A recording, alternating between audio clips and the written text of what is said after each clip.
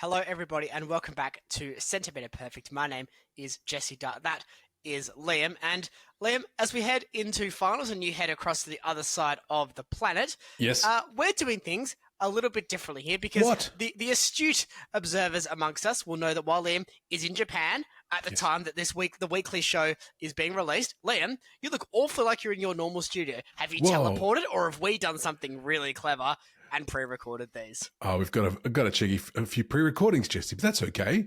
You'll catch me in Japan when it comes to the game reviews later on. We'll cut to me in a different location later. That's fine. But no, we're getting this one in right after, well, you probably see this right after the next bout of finals have happened, the semi-finals. So, those games were fun, weren't they, Jesse?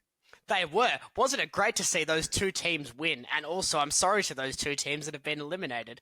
Past or future, Jesse, depending on which order you watch this week's episodes, we'll have different thoughts on that. So make sure you like and subscribe to the Centimetre Perfect AFL podcast to keep up to date with all the finals. And Liam, I don't need to do past or future, Jesse, for this because I'm sure I'm still flogging you in just the tips, which is only available on YouTube.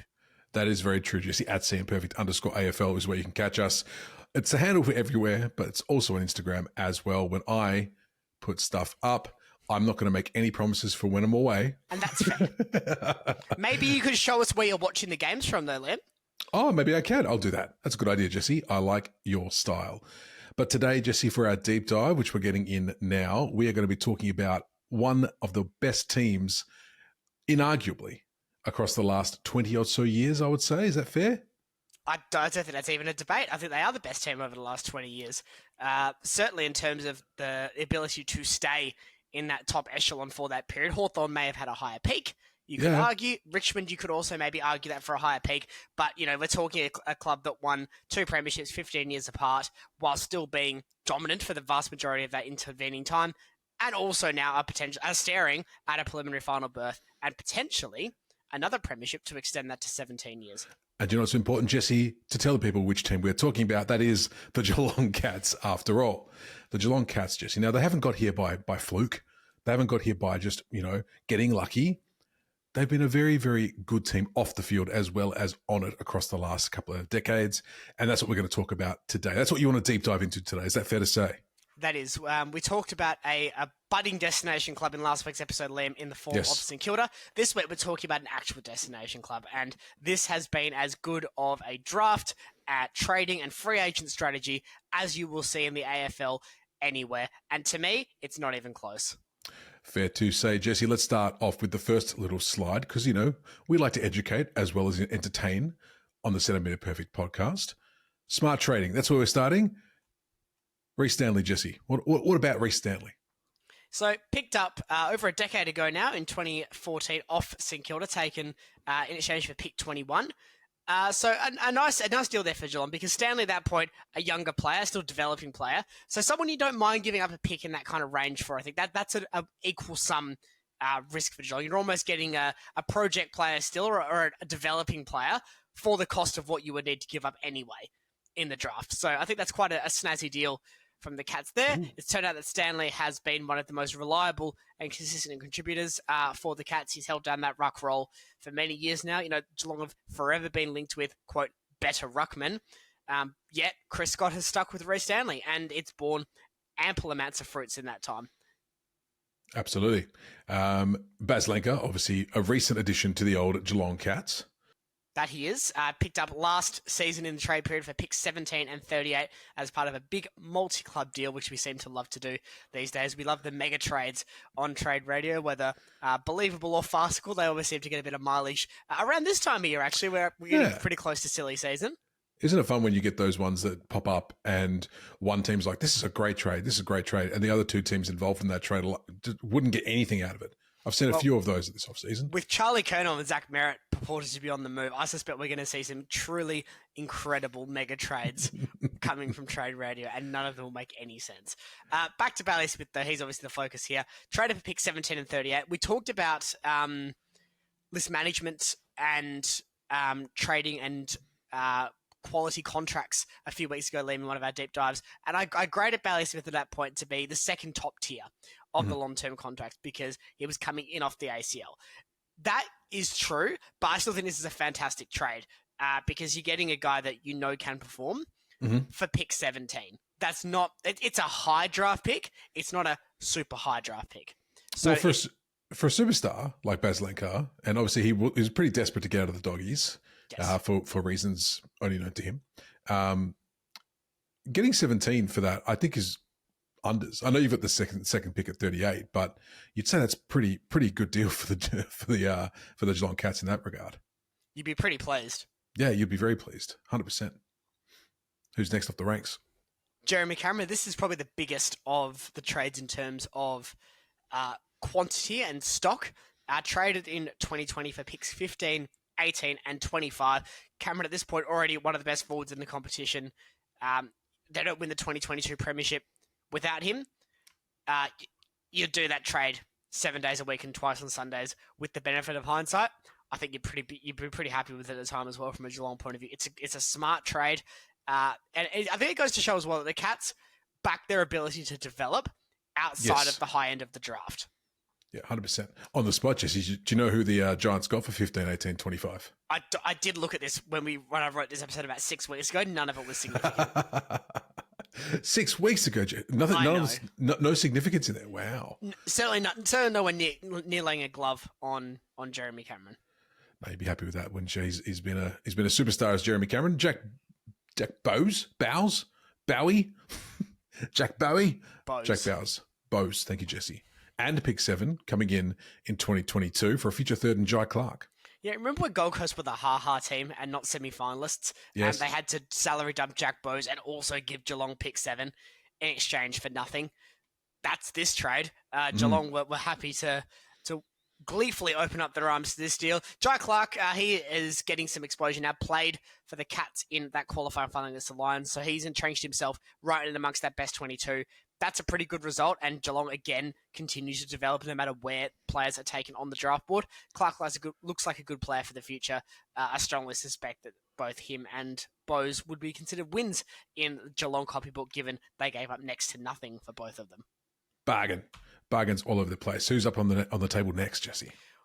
Certainly the biggest fish amongst these, Patrick Dangerfield. I mean, you could say Cameron had the most impact in terms of pushing them over the line in 2022, but it's hard to argue against a Brownlow medalist by the same token. Traded for picks 9 and 28 in 2015. It was the big deal that chasmed the off-season 10 years ago. There were boos ringing around the city of churches when Dangerfield indicated he wanted to leave. It was a huge deal for the Crows. You know, they invested a lot in him as a high draft pick. In fact, he was drafted higher than pick 9 by the Crows. So They ended up losing on that, which is insane given we already knew how good Dangerfield was at that point in time. Who could forget the Dangerfield and Fife clash in 2015 when they just went hell for leather at Amy Stadium for 3 hours in one of the best individual matchups we may ever see in the game when those two went at it in their peaks. I'm stunned that it's actually been that long, a decade, since Dangerfield went to Geelong. I feel like it's only been the last 4 or 5 years, but he's been there for a minute.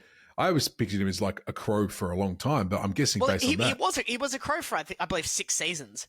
Wow. He certainly had a bit of tenure at the Crows, but I think when you look back at that 2010s period, for me, the big trades and those big blockbuster moves, you're talking Lance Franklin to Sydney.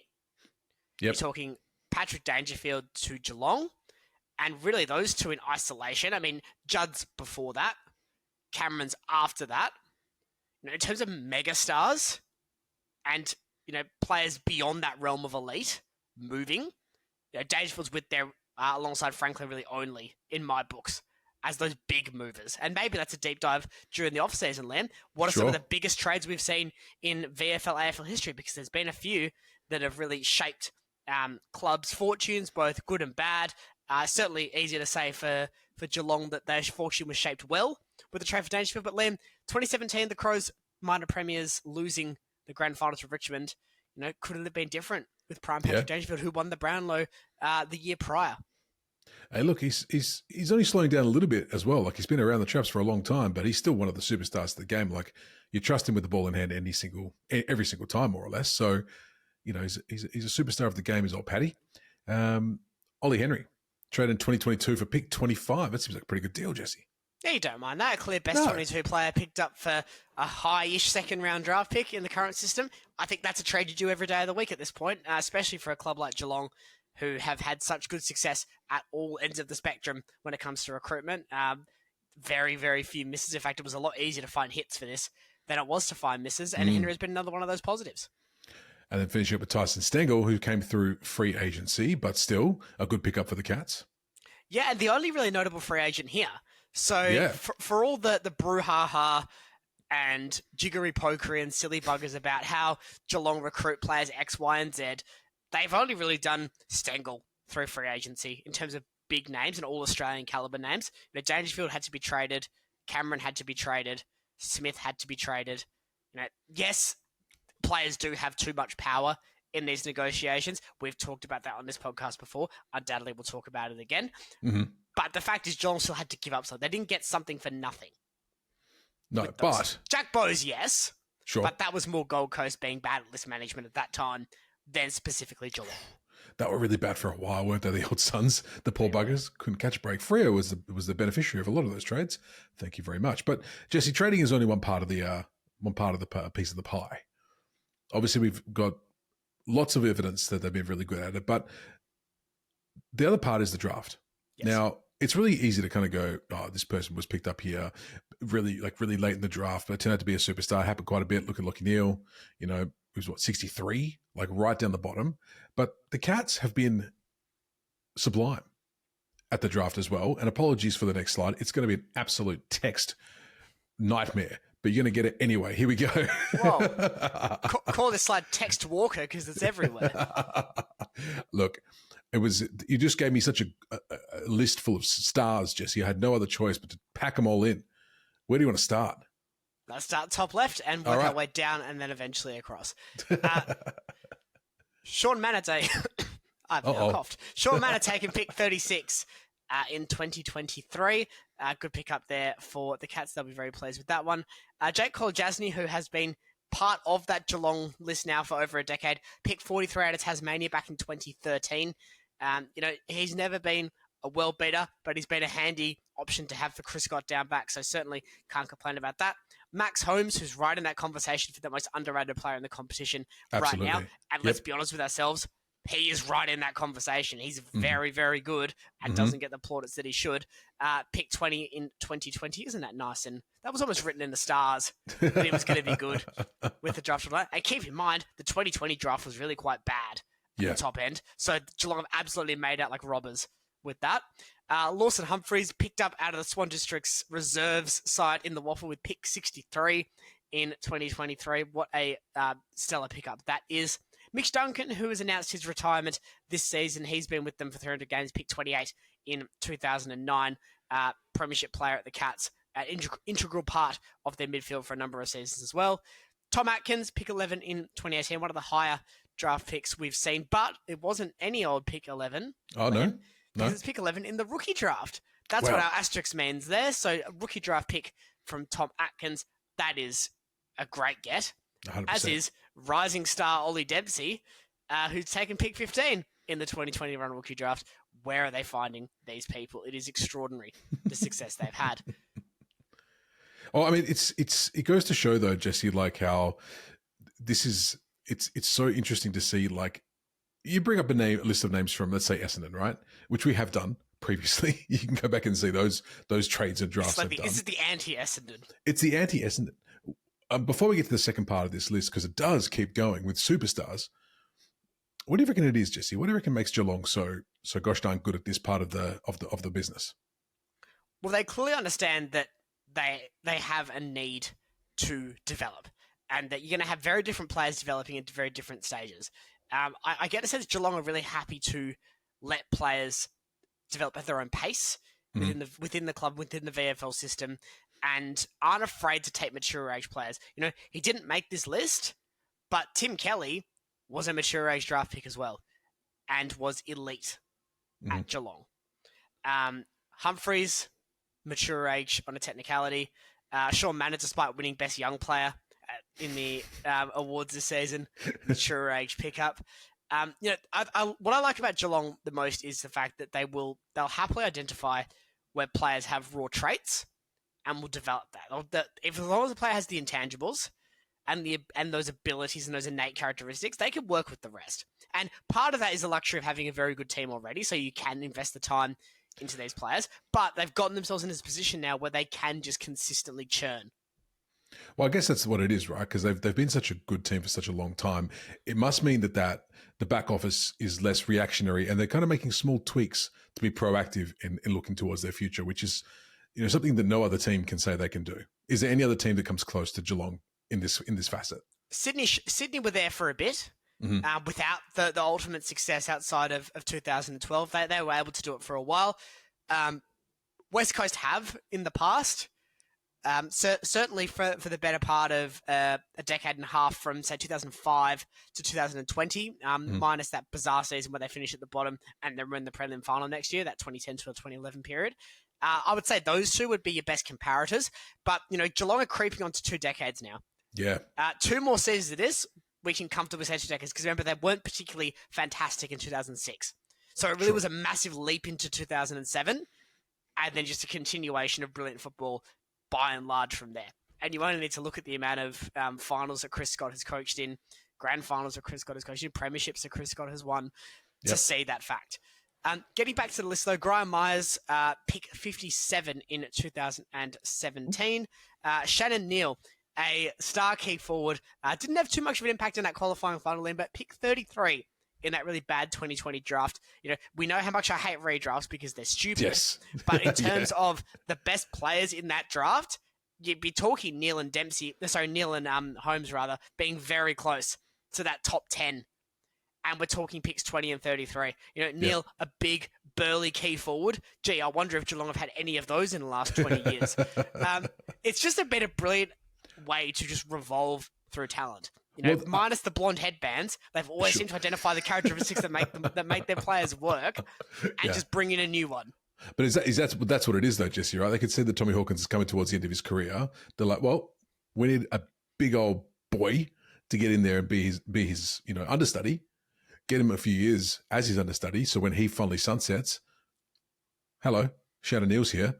Away you go. Yeah, and don't be surprised if that's currently what Geelong is shopping for Jeremy Cameron's eventual replacement. Yeah. Jez has been around for over a decade now in the AFL system. He won't go forever. He's still obviously looking incredibly good, but you wouldn't put it past a club like Geelong to already be aware of where that needs to go and what they need to do in 5 years' time, potentially, what they need to have in 5 years' time. Well, you can see them in the midfield stock as well. There are no dangers at the end of his time. Look what they got. It's insane. All right, where are we up to? Oisin Mullen, Category B rookie from Ireland, not the first one that we'll talk about in this list. Jack Henry, taken with pick number 16 in the 2016 rookie draft. Another great steal there with the Cats in rookie drafts. They just do such a good job at identifying talent across the spectrum. Zach Guthrie, pick 33 in the 2016 rookie draft. Who knew the rookie draft was that deep? No. I had no idea. That is so many players on rookie contract. And think about how many of the rookie draft players actually get a game. Mm-hmm. Well, I mean, you keep going, Jesse. Finish your thought. Sorry. For him to be, getting the opportunity and then to be best 22 in, a VFL, AFL side, it's pretty good. Well, that's what I was going to say. Like a lot of the names on this list, and there are a lot. I'm sure there's been more drafts come in and out of Geelong, like any other team, but the amount of names on this list who are still around today, still being like part of their best. Obviously, Guthrie's had his issues with the old injuries as of late, but it's incredible. It's incredible the longevity they're getting out of these players as well, because they don't want to go anywhere. Like, when was the last time someone left the Cats? I mean, probably last year. It's funny you say that because a player that didn't get a mention in this draft domination, but really probably should have in hindsight, is All-Australian halfback Jordan Clark. Picked up for roughly pick 15 in 2018. I didn't put him in there. I wanted to keep them focused really on what Geelong have got currently. Yep. But I don't think I mentioned Tim Kelly before. Yeah, true. Mentioned Geordie Clark in that context too. Another fantastic player that Geelong identified. Also out of Western Australia. They seem to do pretty well over in the West. Shannon Neal is a Western Australian as well, picked up out of Claremont. Obviously Tim Kelly out of South Fremantle as well. Mitch Duncan, I think East Perth. Mitch Duncan, we talked about Humphreys before. They do okay out here. Do Geelong. They see our talent before we do, the bastards. They also do okay out of Ireland. Mark O'Connor, another Category B rookie they've picked up out there. Not the umpire's favourite player, I will say. but certainly a very fun. Well, he was the one done for lightly touching Cam Rayner and then making everyone very cross. Sorry, Mark. Yeah, that was very funny. Funny only because it wasn't my team, but that was ludicrous. Ludicrous. Hey, Liam, remember when they gave away a free kick for dissent in Freo versus Carlton in the gather round last year? Yeah, because I'd bring you back to it. Tom Stewart picked 40 in 2016. That's just a steal. Yeah. There's no way to kind of cut around that. Hey, another one, Liam, another rookie draft pick. Brad Close. My goodness How me. are they finding all these rookie draft? I must have forgotten my my asterisk button when I got to the other side of this page. I think you gave up on the asterisk on page 2. That's okay. That's fine. And Mark Blixarves, a Category B rookie. Did you know that he used to do steeplechase? I've never heard that before. No. It is the poor man's version of Scott Penderbury's basketball background. It gets a mention maybe 5% of the time, but it's equally as funny when it comes up. Does that mean he's really good at running? I think so. Jesse's idol, Mark Blixarves, the running champion. How is your runs going, Jesse? They're going all right? They're going okay. That's good. Good, man. So put all this together, Jesse, and what do you get? You get a powerhouse club. It's powerhouse. And every year we insist on writing them off like, this is the year they're going to slide. This is the year they're going to slide. But not me. I didn't do that this year. Did you not do that this year, Jesse? No, because good boy. What evidence have we actually seen that they're on the slide? Just because their players are a year older every year. Well, this is the thing, though, Jesse. You've got this knowledge about this stuff. Like for me, I'm just like, it must be the time. It must be the time. It's been too long. They've been good for too long. Well, if that was the logic, St Kilda would have a premiership since '66 by now. Yeah, that's probably fair.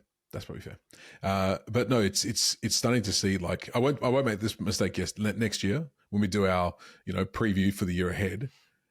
You can't do it. They've shown across these years they're too good at managing their list. They know exactly what they're doing. And they've got the 4 walls down pat as well. They've got the club togetherness and the club culture. Yes, they've had their fair share of silly characters and lighter figures around the club. I mean, Steve Johnson would be probably case in point for that, and some of the antics that he used to get up to in Geelong. But regardless of that, Bailey Smith, obviously, do you need a more a bloke in many ways than Bailey Smith? He's the definition of a larrikin in many senses of the word. But I just love what they've done with Geelong, because it's clearly a place where it doesn't matter who you are at the Cats, you're part of the team. And they've just built this culture and this environment, this elite sporting environment that should be the envy of the competition. No club can come close to what Geelong have done in the last 20 years for sustaining that period at the top. In that time, 4 premierships in the last 18 years. Yes, Hawthorn, have 4 in that time too, so you can give them the plaudits for that. Sure. Richmond having 3. They're worthy of that mention as well. But both of those teams have spent significant time at the bottom of the ladder. Richmond won the spoon when Geelong won their first premiership in this run. Hawthorn have had some down years post Alistair Clarkson as well, or even during Alistair Clarkson's run as well, with Sam Mitchell now getting them back up under a very new identity. But that's the example of a good rebuild. This is an example of sustained success. Yep, 100%. Well, they missed like 2 finals in the last decade or something like that, longer. Like, Chris Scott will go down as probably one of the best coaches of all time, Jesse. Is that fair to say? Easily. I don't think you could argue he's very far outside the top 10. Yeah, hard to argue indeed. Anything else to add, Jesse, before we wrap up this little deep dive on the Geelong Cats? Who are they going to get? This offseason? Will Rowan Marshall come in on the cheap and help them push further ahead? Let us know in the comments who you think Geelong will be able to attract in the offseason, if anyone, or whether they'll be going back to the draft to pick up some more quality players at a very cheap cost. I look forward to Geelong being good for the next 20 years as well, Jesse.